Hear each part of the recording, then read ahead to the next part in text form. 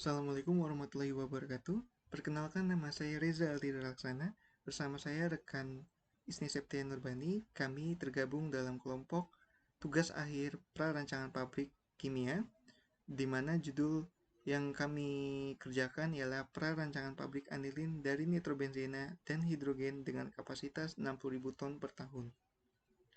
Adapun sebelumnya, pada kesempatan kali ini kami ingin menyampaikan update progres dari pengerjaan tugas akhir perancangan pabrik kimia kami yang dijadikan sebagai materi ujian tengah semester untuk mata kuliah perancangan pabrik kimia atau perancangan pabrik kimia maksud kami. Dalam presentasi kali ini kami akan mencoba membahas beberapa macam topik. Di antaranya yang pertama adalah topik penentuan kapasitas dan lokasi. Topik yang kedua ada teknologi proses. Topik yang ketiga ada deskripsi proses, dan topik yang keempat ada neraca massa dan neraca energi. Masuk ke bagian topik pertama mengenai penentuan kapasitas. Yang kami lakukan dalam penentuan kapasitas yang pertama adalah melakukan analisa data pasar, di mana kami mencoba mencari data berupa data produksi dan data konsumsi, di mana data produksi yang kami temukan menurut Badan Pusat Statistik Indonesia hingga tahun 2023 pabrik anilin belum pernah didirikan di Indonesia, sehingga dengan kata lain produksi anilin di Indonesia kami simpulkan tidak ada atau bernilai nol. Selanjutnya untuk data konsumsi anilin di Indonesia, kami mencoba mencari data, namun kami sampai pada satu kesimpulan di mana konsumsi anilin sama dengan impor anilin. Selanjutnya, data analisa pasar yang kami cari ialah data impor dan data ekspor. Nah, pada data impor, berdasarkan Badan Pusat Statistik Indonesia, terdapat impor produk anilin dari tahun 2014 hingga tahun 2022. Hal ini dapat dilihat pada tabel jumlah impor anilin di Indonesia yang ada di sebelah kanan, dan kami mencoba menganalisa persen pertumbuhannya, di mana didapatkan rata-rata persen pertumbuhan sebesar 0,02%. Hal ini dipengaruhi berbagai macam faktor, salah satunya adalah adanya pandemi COVID di Indonesia. Hal ini dapat terlihat ditandai dengan persen pertumbuhan di tahun 2020 dan 2021 yang jumlah persen pertumbuhannya bernilai negatif. Tetapi persen pertumbuhan anilin di Indonesia, konsumsi anilin atau impor anilin di Indonesia itu berangsur-angsur membaik, dapat dilihat di tahun 2022, di mana persen pertumbuhannya bernilai positif atau meningkat. Selanjutnya, dari data impor anilin di tahun 2014 hingga tahun 2022 tersebut, kami dapat melakukan proyeksi jumlah impor anilin di Indonesia, di mana menggunakan data rata-rata persen pertumbuhan anilin, impor anilin maksud kami, sehingga didapati hasil di tahun 2026 proyeksi jumlah impor anilin di Indonesia sebesar 1.497 ton, di mana angka tersebut kami gunakan karena berdasarkan waktu perancangan pabrik kimia kami, di mana di tahun tersebut adalah tahun beroperasinya pabrik anilin kami. Selanjutnya, untuk data ekspor, dikarenakan tidak memiliki pabrik anilin di Indonesia, sehingga kami dapat simpulkan bahwa ekspor pun bernilai nol atau tidak ada. Selanjutnya, setelah melakukan analisa data pasar, kami juga mencoba mencari tahu mengenai kebutuhan anilin di dunia dan kapasitas ekonomis pabrik anilin di dunia. Berdasarkan data kebutuhan anilin di dunia yang kami peroleh, kami dapat melakukan proyeksi kebutuhan anilin di dunia, di mana di tahun 2026 atau tahun pabrik anilin kami beroperasi, jumlah kebutuhan anilin dunia sebesar 1.233.099 ton. Hal tersebut dapat dilihat bahwa setiap tahunnya jumlah kebutuhan anilin di dunia semakin berkembang atau semakin meningkat. Selanjutnya, untuk kapasitas ekonomi pabrik anilin di dunia, kami memperoleh data bahwa pabrik dengan produksi anilin tertinggi di dunia berada di negara Inggris, yakni dengan kapasitas produksi sebesar 450.000 ton. Selanjutnya, untuk pabrik dengan produksi anilin kapasitas terendah atau terkecil berada di negara Rusia, yakni dengan kapasitas produksi sebesar 50.000 ton per tahun. Berdasarkan data kapasitas ekonomis pabrik anilin di dunia yang kami peroleh, kami mengambil kesimpulan bahwa kapasitas per rancangan pabrik anilin kami sebesar 60.000 ton per tahun. Selanjutnya masuk ke bagian penentuan lokasi. Rencana lokasi pendirian pabrik anilin kami berada di daerah Cilegon, tepatnya di Desa Warnasari, Kecamatan Citangkil, Kota Cilegon, Provinsi Banten. Adapun lokasi titik koordinat tepatnya bisa dapat dilihat di gambar yang tertera di slide. Alasan kami memilih lokasi di daerah tersebut, salah satunya adalah faktor primer dari penentuan lokasi, yakni ketersediaan bahan baku, di mana bahan baku yang kami gunakan adalah gas hidrogen dan juga nitrobenzena. Gas hidrogen disuplai dari pabrik yang berasal dari Indonesia, yakni di PT Air Liquide Indonesia, yang lokasinya tidak berjauhan dari rencana pendirian lokasi pabrik anilin kami. Sedangkan untuk bahan baku nitrobenzena harus masih diimpor dari negara lain, sehingga kami memilih lokasi pabrik yang berdekatan dengan pelabuhan umum. Seperti dalam hal ini, lokasi pabrik kami berdekatan dengan pelabuhan umum Ciwandan. Nah, selanjutnya masuk ke topik yang kedua, yakni teknologi proses. Dalam proses pembuatan anilin terdapat berbagai macam cara atau metode. Yang pertama ada proses aminasi klorobenzen. Reaksi yang berlangsung dapat dilihat pada slide, di mana bahan baku yang digunakan adalah klorobenzen dan amonia cair. Kedua bahan baku ini direaksikan akan menghasilkan anilin dan asam klorida dengan konversi anilin terhadap bahan baku sebesar 88%. Reaksi ini berlangsung menggunakan katalis berupa CuCl, di mana kondisi operasi reaksi tersebut berada di suhu 210 hingga 220 derajat Celcius dan tekanan operasi berada di 57,8 atm. Selain itu, proses aminasi klorobenzen juga ternyata memiliki reaksi samping, yakni berupa fenol atau C6H5OH. Proses yang kedua adalah proses amonialisis fenol. Adapun reaksi yang berlangsung dapat terlihat di slide, di mana bahan baku yang digunakan adalah fenol dan amonia. Fenol dan amonia direaksikan menggunakan katalis aluminium silikat menghasilkan anilin dan air, di mana nilai konversi anilin yang terbentuk adalah 96%. Suhu dan tekanan atau kondisi operasi reaksi ini berjalan di suhu 377 hingga 385 derajat Celcius dan tekanan operasi berada di 17 atm. Pada proses ini terdapat reaksi samping, yakni berupa dipenilamin. Selanjutnya masuk ke proses yang ketiga atau proses yang terakhir, yakni proses hidrogenasi nitrobenzen.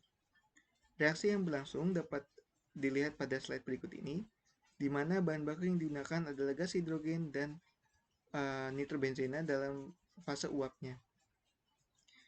Jadi gas hidrogen dan nitrobenzen akan bereaksi dengan bantuan katalis palladium dalam aluminat membentuk anilin dan air, di mana konversi anilin yang terbentuk sangatlah tinggi, yakni berkisar di antara 99,5 hingga 99,9%, dan kondisi operasinya yang cenderung relatif lebih rendah dan aman, yakni berada di suhu 200 hingga 500 derajat Celcius dan tekanan operasi yang cukup rendah di antara 2 hingga 50 bar.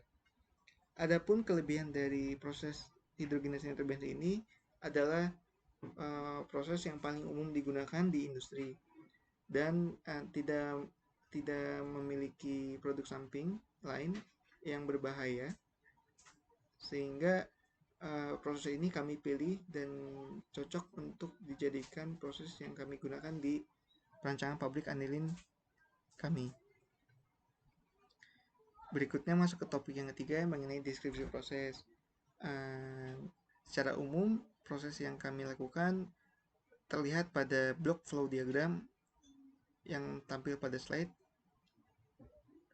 Secara umum, prosesnya dapat dibagi menjadi 3 tahapan. Yang pertama ada tahap perlakuan awal bahan baku atau tahap persiapan bahan baku yang ditandai dengan kotak berwarna merah. Selanjutnya ada tahap proses utama yang ditandai dengan kotak warna hijau, merupakan proses yang berlangsung atau terjadi di reaktor. Dan yang terakhir adalah tahap pemulihan produk yang ditandai dengan kotak yang berwarna kuning. Sedikit penjelasan mengenai tahap proses pembuatan anilin, di mana tahapan yang pertama adalah tahapan persiapan bahan baku, di mana bahan baku nitrobenzen dan gas hidrogen disimpan di dalam tangki dengan suhu 30 derajat Celcius dan tekanan 1 atm untuk nitrobenzen dan hidrogen dengan tekanan 50 atm. Kedua bahan baku ini akan masuk ke alat atau unit operasi mixing point masing-masing karena akan dicampur dengan aliran recycle dari sisa reaktan yang keluar dari reaktor. Kemudian untuk kedua bahan baku ini akan dikondisikan menyesuaikan dengan kondisi operasi reaktor, di mana suhu yang dibutuhkan untuk berjalannya reaksi adalah di 250 derajat Celcius dan tekanan operasinya berada di 2,36 atm. Nah, selanjutnya masuk ke tahap yang kedua atau proses utama, di mana di proses ini terjadi proses pembentukan anilin yang berlangsung pada reaktor, di mana reaktor yang kami gunakan adalah reaktor fixed bed multitube. Kemudian katalis yang digunakan adalah palladium dalam aluminat dan kondisi operasinya berada di suhu 250 derajat Celcius dan tekanan 2,36 atm. Nah, yang terakhir adalah tahap pemulihan produk, di mana dalam pemulihan produk ini kami menggunakan beberapa tahapan atau beberapa proses pemulihan produk hingga didapatkan produk yang kami inginkan, yakni anilin dengan konsentrasi atau kemurnian sebesar 99% ke atas.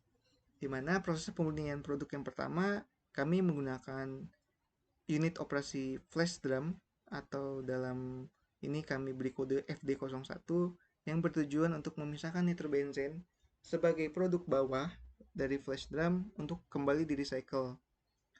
Selanjutnya kami menggunakan tahap pemulihan yang kedua, yakni menggunakan alat flash drum.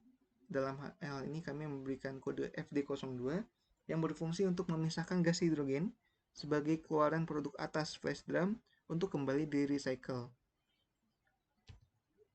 Dan selanjutnya ke tahap pemulihan yang terakhir, di mana kami menggunakan alat kolom destilasi yang kami beri kode D01, berfungsi untuk meningkatkan kemurnian anilin atau memisahkan anilin dari impuritiesnya berupa benzen dan air, di mana anilin akan keluar sebagai produk bawah, bottom, dan impurities berupa benzen dan air akan keluar sebagai produk atas.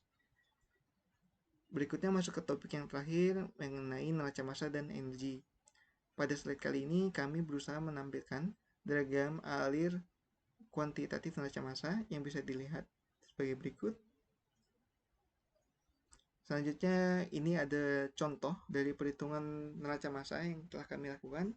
Salah satunya adalah perhitungan neraca massa pada reaktor, di mana untuk memulai perhitungan neraca massa di reaktor ini kami harus menghitung jumlah kebutuhan bahan baku yang digunakan, di mana jumlah kebutuhan bahan baku yang digunakan perbandingannya adalah perbandingan atau rasio mol dari hidrogen dan nitrobenzena, di mana rasio molnya itu adalah 1:3 untuk 1 nitrobenzen dan 3 gas hidrogen.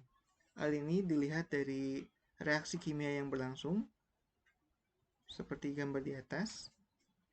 Kemudian dari perbandingan mol tersebut kami dapat menghitung jumlah massa masing-masing komponen bahan baku serta produk yang dihasilkan dengan tingkat konversi sebesar 99,9%. Kami gunakan berdasarkan informasi paten yang digunakan. Selanjutnya dari reaksi tersebut menghasilkan produk berupa anilin, air, dan impurities benzena. Untuk lebih detail lebih lengkapnya ada pada tabel neraca masa berikut. Kemudian masuk ke bagian neraca energi. Pada slide ini kami coba menampilkan diagram alir kuantitatif neraca energi, di mana ini merupakan ringkasan dari alat-alat yang terjadi perubahan panas sehingga perlu dihitung neraca energinya.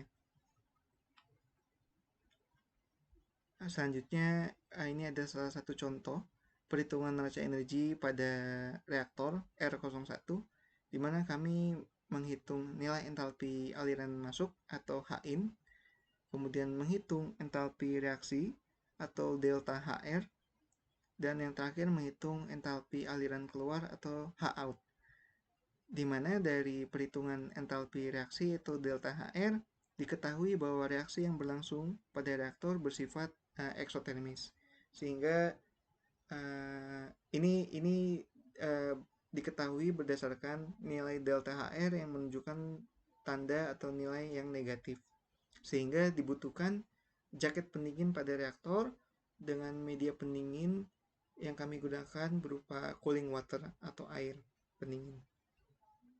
Selanjutnya, untuk menghitung neraca energinya berada di tabel sebelah kanan atas, di mana rumus utamanya adalah H-in sama dengan H-out, sehingga dari rumus tersebut kami dapat menghitung jumlah Q pendingin, sehingga setelah diketahui Q pendingin, maka kita bisa menghitung jumlah massa atau berat dari media pendingin yang digunakan, di mana menggunakan rumus Q sama dengan M kali Cp delta T, di mana Cp air di suhu 30 derajat adalah 4,2 kJ per kilogram, dan media pendingin yang kami gunakan berupa air dengan suhu masuk di kisaran 30 derajat Celcius dan suhu keluar air pendingin tersebut di suhu 50 derajat Celcius, sehingga didapati nilai delta T-nya di 20 derajat Celcius dan nilai massa airnya sebesar 471.289